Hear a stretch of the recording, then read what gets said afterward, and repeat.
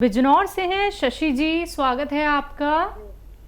जी madam जी नमस्कार। जी नमस्कार ma'am. नमस्कार जय हिंद शशि जी, नमस्कार। आपका स्वागत है। सर ये पूछना था, मैंने पहले भी आपसे पूछा था बेटी के लिए, तो 8 साल की है, 9 में चल रही है लगी है, तो सर वो खांसते हुए ऐसे करती है वो, और वैसे खांसती नहीं, आज कुछ खांसती है, खाने का टाइम पर ज्यादा करती सर, ऐसा करती, खाने के टाइम पर ज्यादा होता है। ठीक है ठीक है। तो हाँ, एक घरेलू नुस्खा उसे देकर देख ले बच्ची को, छोटी बच्ची है। ये जो मेथी का दाना तो आप जानते ही, मेथी साबुत जो होती है, इसको पाउडर बना लें और 1 चुटकी या 2 चुटकी मेथी का पाउडर 1 गिलास पानी में उबालें और उसमें 1 चुटकी या आधा चुटकी खाने का सोडा मिला करते हैं, तो इसको मिक्स करके गर्म पानी में, और बच्ची से कहें इसे चाय की तरह पी ले, थोड़ा गर्म हो जो उसको पी सके, रोज़ाना 1 बार पिला दिया करें। मुमकिन है कि बच्चे को फ़ायदा होना मुमकिन है। जी रामपुर से जुड़ गए हैं अगले कॉलर, स्वागत है आपका। हाँ नमस्कार जी। जी नमस्कार सर, आपका नाम क्या है? सुरेंद्र कुमार जी आपका सवाल। मेरी मिसेस को एक्चुअली में सूखी खारिश बहुत ज्यादा है। सूखी खारिश, रात खुजली, को रात को भी नींद नहीं आती उनको। खुजली कह रहे हैं ना? हाँ खारिश। हाँ, खुजली। जी। अच्छा देखिए, ये जो अलसी आती है ना, अलसी तो सभी जानते हैं, यूपी वाले, चाहे रामपुर के हों चाहे बुलंदशहर के हों, अलसी तो सभी जानते हैं। अलसी खरीदें और उसे साफ़ कर लें, क्योंकि कंकर वंकर बहुत मिला देते हैं। 200-300 ग्राम अलसी ले लें, हल्का सा भूनकर पाउडर बना लें, ठीक है। अब आपको क्या करना है, काफ़ी ज़्यादा मर्ज़ है उनको, रोग ज़्यादा है। ये अलसी का पाउडर बना के रखें, हल्का सा भूनकर, ज़्यादा नहीं भूनना। और एक आता है नमक ज़ैतून, नमक ज़ैतून, ये असली नमक लें जो देखने में नमक जैसा होता है लेकिन नमकीन नहीं होता। 1 चुटकी नमक ज़ैतून और 1 चुटकी खाने का सोडा जो आपके किचन में मौजूद ही रहता है, ये 2 गिलास पानी में मिला के मिक्स कर लें और आधा चम्मच या 1 चम्मच अलसी खाएं, और ये पानी जो नमक ज़ैतून और ये खाने का सोडे का पानी है, ये 2 गिलास पिला दें। 1 बार पिलाना काफ़ी होता है, किसी किसी को 2 बार भी लगता है, बस 1 बार दिया करें, आपकी पत्नी को फ़ायदा होना मुमकिन है। जी दिल्ली से नेहा जी जुड़ गई हैं। जी मैम, स्वागत है आपका।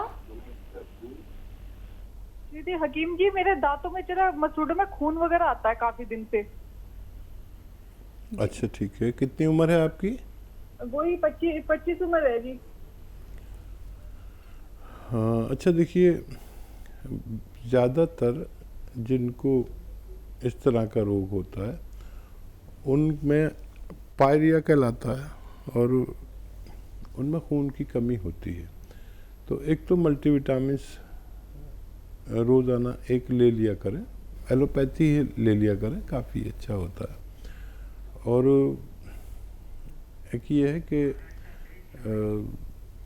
जो खाने का सोडा है 1 चुटकी लें और अपनी हथेली पे रख लें, और ये राई का यानी सरसों का तेल है, 1 या 2 ड्रॉप इसमें ऐसे मिक्स करें और ऐसे अपने दांतों पर ऐसे रब करें, मालिश करते रहें हल्के हल्के ऐसे लेकर, और जो गंदगी आए तो वो आप जो लार आती है उसे ऐसे मुंह लटका के या थूक सकते हैं।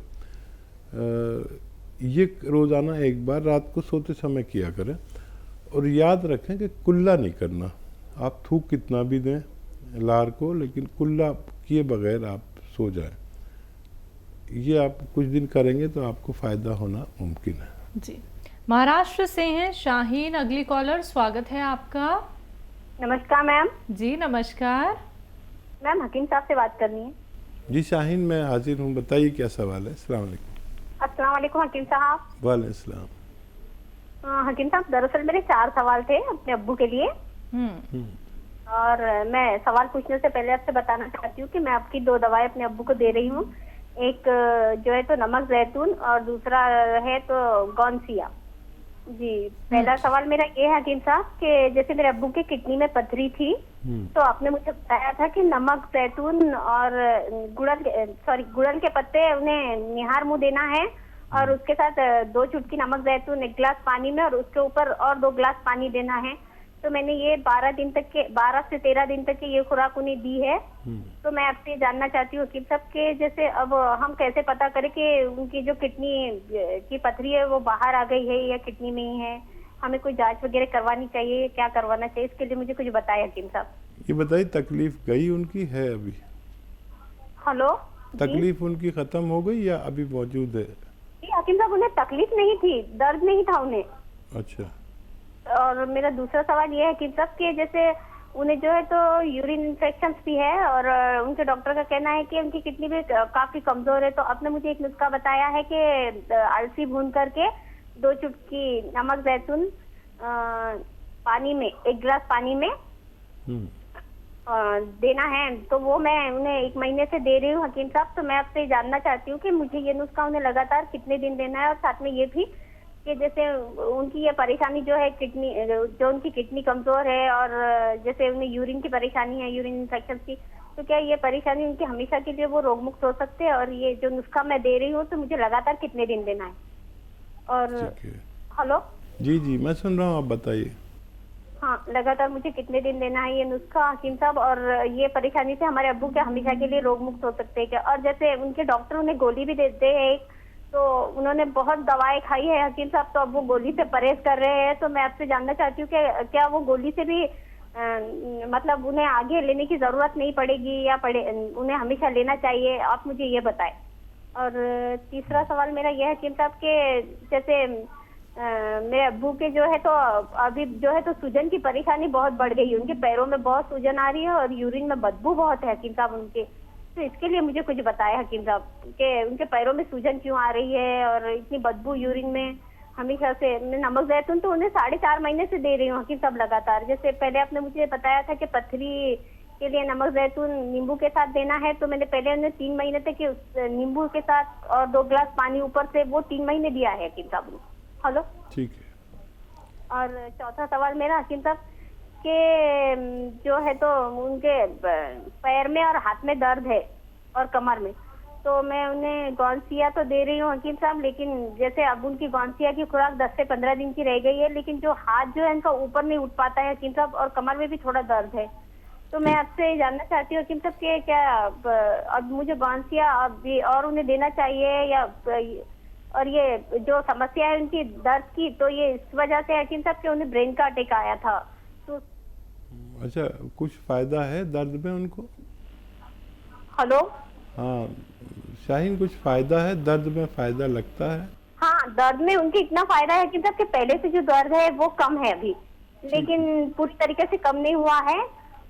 और ठीक है, आप जैसी बेटी मिल गई तो पूरा फायदा होना मुमकिन है, इतनी तवज्जो से आप दवा दे रहे हैं। अच्छा बच्चे, देखो किडनी में पथरी है कि नहीं है, इसके 2 तरीके हैं। एक तो ये तकलीफ़ चली जानी चाहिए, उनको तकलीफ़ पहले थी ही नहीं, तो फिर उसके लिए आपको सोनोग्राफी करानी पड़ सकती है, और कोई बुरी बात नहीं है अगर आप अपनी तसल्ली के लिए सोनोग्राफी करा लें। वैसे उस नुस्खे से आपको फ़ायदा हो जाता है।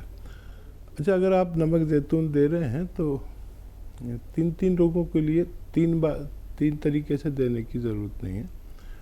और नमक जैतून 2 चुटकी एक दिन में बस पहुंचना चाहिए, नुस्खा कोई भी हो। उसके अलावा अगर अलसी है साथ में तो अलसी साथ में खिला दें ना, लेकिन अलसी के साथ अलग और इसके साथ अलग नहीं दे सकते। दूसरा ये कि अगर आपने नींबू पानी, वो जैतून के नमक के पानी में नींबू नहीं मिलाया तो ये गलत किया। उसमें नींबू मिलाकर देना चाहिए ताकि पथरी, गूलड़ के पत्ते वाले नुस्खे में तो ज़्यादा काम करता है। मेरी दुआ है कि उनकी पथरी निकल गई होनी चाहिए, क्योंकि ये दुनिया के अच्छे नुस्खों में माना जाता है। और फिर आप जैसी बेटी दुआ करेगी और हम भी दुआ करेंगे तो उनको फ़ायदा होना चाहिए।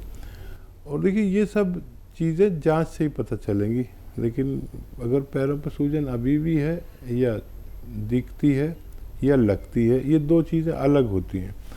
सूजन का मतलब है हम अगर पैर पे ऐसे उंगली गाड़ें उसकी गोश्त के उसमें और ऐसे छोड़ें तो अगर गड्ढा रह जाता है तो सूजन है, और एकदम ऊपर को आ जाती है गोश्त तो सूजन नहीं है। पर पैरों पर सूजन अच्छा नहीं है, दर्द के साथ साथ चली जानी चाहिए। अलसी का नुस्खा लंबे अरसे तक भी ले सकते हैं, लेकिन बगैर जांच के हम कोई कह नहीं सकते कि इतने वसूख से, इतने जिम्मेदारी से कि उनका वो निकल चुका है। जांच में तो वो आपको लिख कर ही दे देता है कि उनको फ़ायदा होता है। और ये अच्छे नुस्खे मैं बताता हूँ, दावा कुछ नहीं करता, इससे लोगों को फ़ायदा होते हुए देखा गया है।